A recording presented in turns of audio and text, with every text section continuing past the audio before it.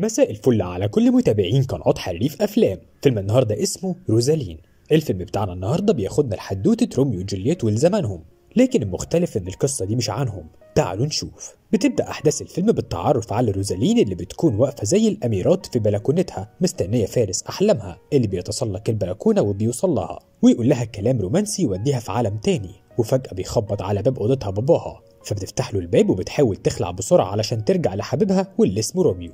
ومن كلامهم بنعرف إن قصة حبهم دي مستحيلة عشان هي من آل كابيوليت وروميو من آل مونيجيو، والعيلتين دول ما بينهم مشاكل كبيرة ودول كبارات البلد، عشان كده حبهم لبعض في السر. تاني يوم الصبح بنتعرف على الناني الخاصة بروزالين واللي وظيفتها وتعليمها الأساسي ممرضة، وبيبان قد إيه هي قريبة من روزالين وعارفة قصة حبها لروميو وتسلله كل يوم بالليل علشان يشوفها. بس للأسف اليوم ده كانت الناني بتجهزها عشان تقابل عريس زي ما باباها كل شوية بيجيب لها عرسان، وبنشوف قد إيه روزالين رافضة الموضوع ده لكنها مضطرة تقابله. وبيكون راجل كبير جدا عنها في السن، اتجوز 3 مرات وهي رابع جوازة ليه.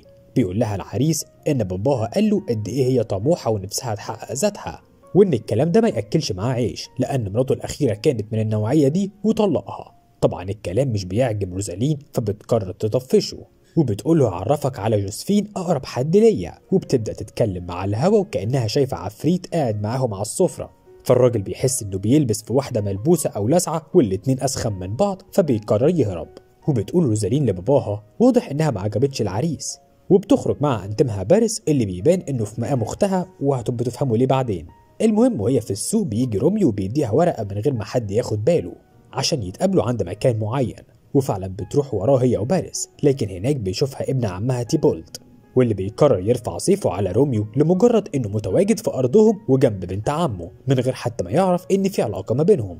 وبتحصل مبارزه بينهم بالسيوف لحد ما روزالين بتدخل وبتفضها، لا وهي بتتفض بسهوله. طب ما كمل اول. لكن الواضح ان روزالين مبسوطه ان حبيبها بيتخانق عشانها، وبالليل بيروح لها روميو زي ما متعود وبيتسلل لبلكونتها، وبعد ما بيقول لها كلام حب كتير بيقول لها انه بيحبها. وهنا روزالين بتتصدم واحنا كمشاهدين كمان بنتصدم، بس احنا بنتصدم من رد فعل روزالين. امال انتي فاكراه بينط من البلكونه وبيطلع على الشجره ويتبارز بالسيف ليه غير انه بيحبك؟ مش بتبادله روزالين الكلمه، ووقتها بيتوتر روميو بيقرر يمشي. بتحس انها عكت الدنيا فبتعزمه على حفله اهلها عاملينها وهتكون تنكريه فمحدش هيعرفه، وبيوافق روميو وبيمشي. تاني يوم بتحكي للناني اللي هببته امبارح مع روميو وقد ايه حاسه انها غبيه، لكن الناني بتقول لها ان كلمه بحبك مش سهله وعشان كده كان طبيعي تتأنى وتقولها لما تكون متاكده 100%. بتقول لها روزالين انها هتصلح كل ده النهارده في الحفله وهي بترقص في حضنه هتقول له انها بتحبه. وفي اللحظه دي باباها بيدخل وبيهد لها كل الخطط لما بيقول لها انه اخيرا لقوا شاب من سنها بيدور على عروسه ومن عيله محترمه ودول يبقوا البنزا. بنسمع روزالين وهي بتدي موشح لباباها عن كرهها لجواز الصالونات وانها نفسها تعيش حياتها وتنطلق وتحب وتتحب. وفي الوقت ده بيكون العريس داريو بنزا قاعد بره، وبنبقى عاوزين ندخل جوه الشاشه ونقول لروزالين اسكتي شويه العريس قمر ما تتسرعيش ولا تاخدك الجلاله، لكن مفيش فايده. بتفضل روزالين تتكلم عن مدى رفضها ليه لحد ما بتدخل، وبيكون طبعا داريو سامع كل حاجه فبياخدها في رحله كنوع من انواع التعارف وبتكون رايحه معاه وهي مضطره. وفي الطريق بيحاول يفتح معاها كلام لكنها بتقول له انها مش من النوع اللي تحب تتجوزه، فبيديها عالي وبيقول لها ولا انت كمان النوع المفضل بالنسبه لي. وبيوصلوا لبحيره وبيكون فيها المركب بتاعه، ولما بيطلب منها تركب بترفض وبتتحجج بحجج كتير لحد ما بيقفشها وبيسالها اذا كانت بتخاف من الميه، لكنها بتفاجئه بالاصعب من كده انها بتخاف من السمك بكل اشكاله وانواعه. ولما بيبدا داريو يستفزها ويتريق عليها بتقرر تركب علشان تنجز وتخلص الخروجه بسرعه وترجع لحبيبها روميو في الحفله التنكريه. في الوقت ده بيكون روميو وصل الحفله وبيدور على روزالين في وسط الناس لكنه مش بيلاقيها. اما روزالين فهي متدبسه مع داريو واخر ما بتزهق بتقول له انها مرتبطه وباباها ما يعرفش وان حبيبها مستنيها في ميعاد ما بينهم دلوقتي، وبتطلب منه يتحركوا علشان يرجعوا للشط وتروح تشوف حبيبها. ولان داريو جنتل ما بيرضاش يكمل مع واحده مرتبطه وبيقرر يرجعها لحبيبها، لكن الحظ ما بيكونش في صالحها وبتبدأ الدنيا تمطر وبتحصل عاصفة تمنعهم من الرجوع بسرعة. ولسه روميو بيدور على روزالين وعنده أمل يلاقيها لحد ما بيخبط في واحدة وبيلفت نظره جمالها الهادي، ولما بيعرفها بنفسه إن روميو بتعرفه هي بنفسها وبتكون جولييت. ومن هنا بنعرف إن الحكاية الحقيقية لروميو وجولييت هتبدأ. بيحصل ما بينهم كليك بنظراتهم لبعض وبتكون دي البداية، وبتوصل روزالين للشط وبتجري عشان تلحق الحفلة، ولما بتوصل بتلاقي الحفلة خلصت و90% من الناس مشيوا. بتحس بإحباط وبتقرر تبعت رسائل لروميو، لكن روميو مش بيرد عليها. بتتخيل في البداية إنه زعلان منها، فبتقرر تبعت له تاني وتالت، لكن مفيش فايدة وما بيجيلهاش أي رد، لحد ما في يوم بتكون محبطة وزعلانة بيجيلها باريس وبيقولها إنه شاف روميو وهو بيتسلل لأرضهم وعدى الجسر وإنه في طريقه ليها. فبتطير روزالين من الفرحة وبتجري تستناه في البلكونة، لكن لما بتشوفه بتلاقيه رايح للقصر اللي جنبهم، فبتجري وتتسحب وراه عشان تشوفه رايح فين، وهناك بتلاقيه بيتسلق بلكونة جولييت وبيقول لها نفس الكلام بالحرف اللي كان بيقوله روزالين في بلكونتها. بتتجرح جدا وبتحس إنها السبب وهي اللي ضيعته منها يوم ما رفضت تقول له بحبك، وبتدخل مرحلة اكتئاب محترمة ما بتخرجش فيها من أوضتها ولا سريرها، وبتحاول ناني تخرجها من اللي هي فيه لكن مفيش فايدة، لحد ما بتجبرها تنزل علشان عمها ومراته جايين يزوروهم. وفعلا بتنزل روزالين تقابلهم، وبتكون المفاجأة عمها بيعرفها على بنته اللي رجعت من السفر بعد ما كانت مسافرة عشان تدرس، وبنلاقيها جولييت. جولييت تبقى أخت تيبولت اللي اتبارز مع روميو قبل كده، جولييت اللي روميو فكس لروزالين عشانها. فبتتصدم روزالين وبتقول لجولييت إنهم آخر مرة اتقابلوا كانت جولييت طفلة، وبيقعدوا كلهم على السفرة وبيدور حديث بين أبو روزالين وعمها، وبيكون عمها عاوز يقطع وجود المونيجيو خالص من البلد. فبترد عليه روزالين وبتقول له لو مش عاجبينك امشي انت من البلد. بتتكلم روزالين بجرأة بيرفضها باباها وبيطلب منها تاخد جولييت ويتمشوا في جنينة القصر، وفعلا ده اللي بيحصل. وهناك بتقول جولييت لروزالين إنها هتقول لها السر، وهو إنها بتحب ولقت فارس أحلامها، واللي بيقول لها كلام عمرها ما سمعته في حياتها. فبتبدأ روزالين تسمع لها كلامه بالحرف، وجولييت بتستغرب وبتقول لها روزالين إنها عارفة إنه أكيد روميو لأنه بيضحك على أي بنت جديدة. ساعتها جولييت بتتصدم وبتحس إن دي نهاية العالم، وبتقول لها روزالين إن ده معروف عن روميو إنه بيضحك على البنات وبيدخل من علاقة للتانية. وبتطلب جولييت من روزالين تقف جنبها وتوعيها لأنه واضح إنها ساذجة وروزالين خبرتها أكبر منها. فبتقول لها إنها هتساعدها تنسى تماما، وإنها لسه صغيرة على إنها تربط نفسها بشخص واحد. وبتاخد جولييت وبيروحوا حانة فيها شباب كتير، وهناك بتبدأ روزالين تعلم جولييت إزاي تتعرف على الرجالة وتهق وتمق وتعيش حياتها. وفي الحانة دي بتقابل روزالين داريو اللي بيسألها عن حبيبها، فبتقول له قد إيه بتقضي معاه أحلى أيام حياتها. وبتنطلق جولييت وبتشكر روزالين إنها عرفتها على المعنى الحقيقي للحياة، وإنها خلتها تنسى روميو ما تفكرش فيه. وبنشوف قد إيه علاقة روزالين وجولييت بتتقوى ببعض، لكن بنتفاجئ إن روزالين في نفس الوقت بتكون بتبعت جوابات لروميو وبتحاول ترجعه ليها من تاني. وفي يوم بتروح روزالين لجولييت وبتتفاجئ إن روميو باعت لجولييت جوابات كتير وبيجيلها تحت أوضتها. فبتشجع روزالين جولييت إنها تطلع البلكونة وتهزق روميو وتطلب منه يسيبها في حالها. ولما بتطلع جولييت وبتنفذ الكلام بتقول له إنها عارفة إنه بيقول كلام الحب ده البنات غيرها، فبيقول لها إنه فعلا قالوا البنت قبلها، لكن لما شافها عرف إن الكلام ده ليها هي وبس. وبيبان قد إيه روميو بيحب جولييت بجد وهي كمان بتحبه، ولكنها بتطلب منه يمشي وبتسمع كلام روزالين، بس بيكون الكلام من ورا قلبها. ولما بتدخل أوضتها بتحضن روزالين، والحضن ده بيتسبب في إن سلسلة روزالين بتشبك في جولييت وبتقع. ولما بتمسك جولييت السلسلة بتلاقي مكتوب عليها روميو وروزالين.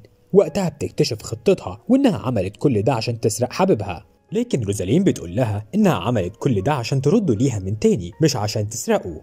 ومن هنا بتبوظ علاقة روزالين بجولييت وبتنتهي، وبتقرر جولييت ترجع لروميو، وروزالين بتقرر ما تستسلمش وترجع حبيبها ليها، وهي من جواها متخيلة إن روميو بينسى جولييت بيها مش إنه بيحبها بجد.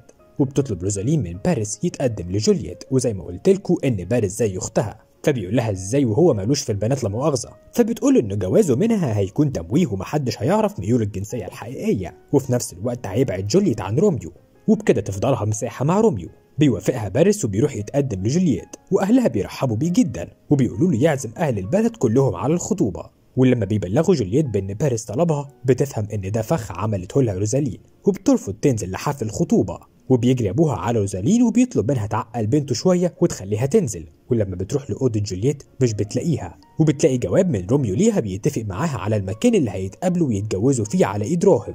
فبتقرر روزالين تجري وتلحقهم وتبوظ الجوازة، وهي في طريقها بتقابل داريو اللي بتتدبس فيه وبيروح معاها علشان ترضي باباها اللي ما بيكونش فاهم هي بنته رايحة فين. وفي الطريق داريو بيعرف منها إنها رايحة تبوظ فرح حبيبها وترجعه ليها. طبعا بيستغرب، لكن في حاجة من جواه بتشد روزالين إنه يشاركها الطريق، وفعلا بيروح معاها. ولما بيوصلوا بيكتشف من كلامها إن حبيبها هو روميو المونيجيو، وبيعرف داريو إنهم راحوا في داهية بما إنهم وصلوا لأرض المونيجيو اللي محرم عليهم دخولها. وفعلا الحرس بيشوفوهم وبيجروا وراهم وبيعيشوا مطاردة لحد الفجر وبيقدروا يهربوا. وبتشكر روزالين داريو إنه وقف معاها بالرغم من إنها ما قدرتش توصل لحبيبها، وبتكون إيديها متعورة فبيلفها لها بحتة من لبسه، وبيتكلم معاها وبيسألها عن سبب حبها الكبير لروميو. بتلاقي روزالين نفسها مش عارفة ترد وما عندهاش سبب معين. وقتها بيوصف لها داريو مشاعر الحب بتكون ازاي وسببها ايه، فبتتأثر روزالين بكلامه وبتحس ان ده فتى احلامها اللي كانت بتحلم بيه، وانها ما بتحبش روميو ولا حاجة، وروميو كان مجرد شخص بتتمرد بيه على اهلها وخلاص. فبتروح لبيتها وبتكتب جواب لجولييت بتقول لها فيه ان روميو بيحبها هي بجد، وبتعتذر لها عن كل اللي عملته وبتتمنى لها حياة سعيدة مع روميو. الجواب بتاعها بيوصل لاخو جولييت تيبولد اللي بيخرب الدنيا وبيروح يتخانق مع روميو، بس للأسف بيموت على إيد روميو. والبلد كلها بتتجمع وبتشهد الخناقة، وبتقف جولييت تدافع عن روميو قدام باباها. والغريب إن الكل بيتعامل مع أخوها اللي مات كأنه كلب وراح، وبتساعد جولييت روميو إنه يهرب من الحرس. بعدها بتروح روزالين لداريو عند مركبه في البحيرة وبتطلب منه يساعدها ترجع جولييت لروميو. في البداية بيرفض، لكن كالعادة في حاجة من جواه شداه ناحية روزالين بتخليه ينفذ لها طلباتها، وبيكون باين على ملامح روزالين إنها معجبة جدا بداريو.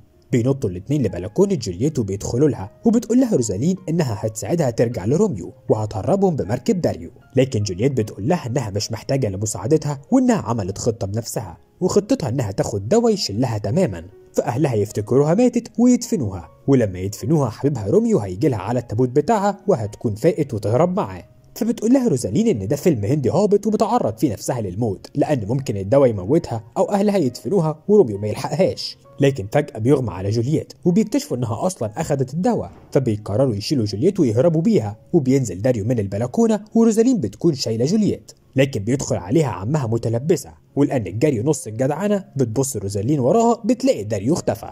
فبيتم القبض على روزالين وبيحبسوها في البدروم، وبيجي باباها يزورها ويقول لها ان جولييت ماتت وهي المتهمة. بتطلب من باباها يصدقها المرة دي بس ويثق فيها ويساعدها تهرب.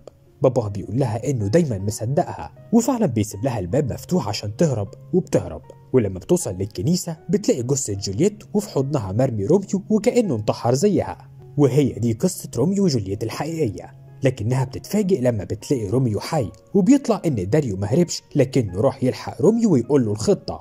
بتفرح روزالين جدا بتصرف داريو، واول ما اهل روميو وجولييت بيوصلوا وبيكونوا زعلانين على موت ولادهم بتديهم روزالين محاضرة ان خلافاتهم سبب اللي ولادهم وصلوا له، وانهم هيعملوا صلح وينهوا كل الخلافات دي. وفي اللحظة دي بتفوق جولييت، واهلها لما بيشوفوها بيبان انهم هيتراجعوا في الصلح، فبتمسك جولييت روميو بتبوسه عشان بقايا السم اللي على بقه تجيلها وتموت معاه، وبيطلبوا دكتور يأكد لهم وفاتهم. وطبعا اللي بتيجي بتكون الناني بتاعت روزالين واللي مشاركة في الخطة، بتقول لهم انها ممرضة معتمدة وبتأكد لهم الوفاة.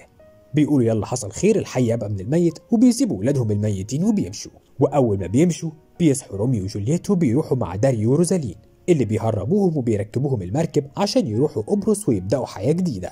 وبيتخيل العالم كله من وقتها ان روميو وجولييت انتحروا، والتاريخ بيخلد اسمهم، في حين انهم في الحقيقة عايشين بعيد عن كل الصراعات دي. وبعد ما بيمشوا بتسأل روزالين داريو اذا كان التاريخ هيذكر حكايتهم هم كمان ولا لا، بس بيقول لها داريو انه مش همه حد يعرف عنهم حاجة او ان حكايتهم تؤرخ قد ما هو مهتم بالحقيقة اللي عايشها مع روزالين دلوقتي. بيخلص الفيلم بحبكات تافهة وساذجة جدا وكأنها حدوتة بتحكيها لأولادك قبل ما يناموا.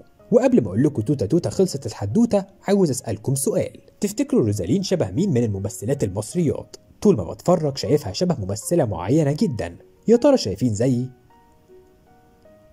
الحلقة دي من كتابة ريم هشام المعريفي وتعليق صوتي ستيفن حليم. وبكده يكون الفيلم خلص. لو عجبك الفيديو ما تنساش تدوس لايك وتشترك في القناة وتفعل جرس الصفحة عشان يوصلك كل فيديوهاتنا الجديدة.